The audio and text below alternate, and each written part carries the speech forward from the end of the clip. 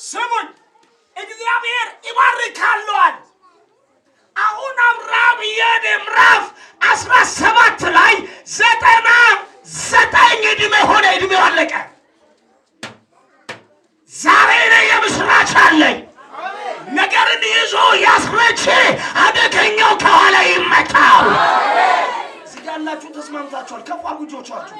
ይሁን መንፈስ ተለቋል። እዚህ ጋር የራሱን ከፍቶ መንጭቆ የሚወስድ ሁኔታ ያለው እጅ ብድግ ታደርግና ብድግ ብለህ ኪዳኔ ታደሰ ባሉሻንሽ እዚህ ጋር ያላችሁ ብቻ ወደ ላይ ስለሆነ ኪዳኔ ታደሰ ባሉ የእግዚአብሔር ምስክር 1 2 3 4 5 6 7 8 9 ሰዎች ኪዳናቸው ስታደሳ ያለው